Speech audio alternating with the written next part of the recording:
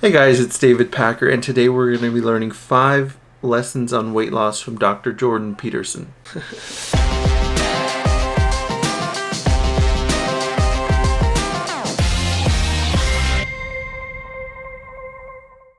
Alright, so I have a few things to, clear my throat a little bit at the beginning of the video. So, I'm not some Dr. Peterson fanboy. I am somebody who thinks that he's a very interesting character. He has a lot of good insights, I think. I don't always agree with what he says, and I know he can be a very divisive person because he's gotten into the realm where things are personal to people on religion and politics and things like that. So my channel, I don't dive into religion and politics. I just talk about my weight loss journey. So I wanted to share some insights that I heard from his podcast interview with Theo that came out about a week ago. And I listened to it, and I just thought a lot of the things that he's talking about apply to weight loss and to a weight loss journey. So yes, today we're going to go over 5 lessons about weight loss that we can learn from Dr. Peterson that he shared in the podcast. The other side note is that my son this week has tested positive for COVID, and my wife and I have also been having symptoms, so we don't have yet positive tests for us, but the doctor said it's a presumed positive for us as well, and we'll be getting those tests this week. So it's assumed that we kind of have COVID.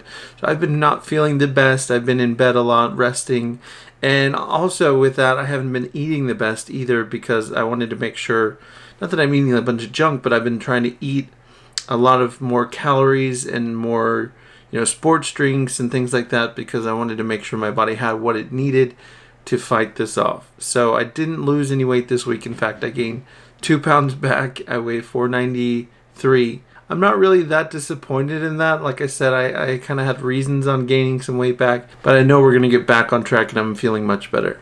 But with no further ado, let's go ahead and get into those 5 lessons. Alright, so lesson number 5 is to state your goals. And obviously that's a pretty simple one, but let's go ahead and show the clip and see what he has to say about it.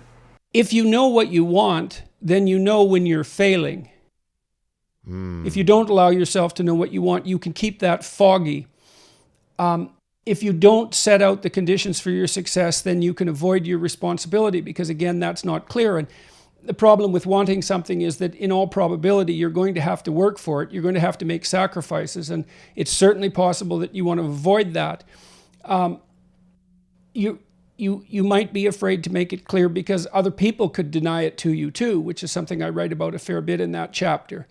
The problem is, and failing to make any of that clear protects you right now, but it's really hard on you over the medium to long term, because if you don't make it clear to yourself what you want or to other people, the probability that you're just going to stumble into it is pretty low. I think that is one reason that people don't set goals, is it has parameters, and when you have a goal, really the options are success or failure.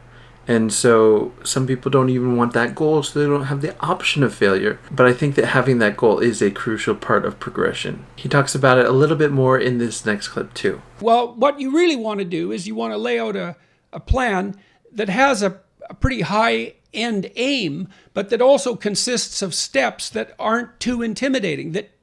So you have to ask yourself, I would like to do this. I should do it, but would I do it? And the answer is likely to be no, often, because you know what you're like. You're supposed to go to the gym, but you don't. It's like, okay, well, maybe you won't go to the gym, but maybe you'd walk half a block every second day, something like that. And you have to ask yourself, I write about this in the first chapter about the advantage of being a fool. If you notice that you're not so good at something, then you can calibrate down the goal until a fool like you can manage it, and then you can attain it, and then you're not quite so much of a fool. I love that because he tells us if we're having a goal, we're showing vulnerability in saying, I have this inadequacy or something I'd like to be better at, so I'm going to set a goal on it. So that was lesson number 5, state your goals. Lesson number 4 is clear the fog. That's chapter 3, do not hide things in the fog. I mean, it's a warning about failing to pay attention. It's certainly the case that one of the ways that you can keep yourself in a fog about yourself is through distraction with external with anything in the external world. And obviously computer technology, cell phones, games, well, not negative in and of themselves, perhaps, are there at any moment to distract you. Again, I really like what he says here, because I know that myself personally, I have purposely kept myself in the fog at certain parts of my life, because it was easier to be in the fog, not really have an idea of the bigger picture of what was going on with myself and life, because it was so simple to be in the fog and not know.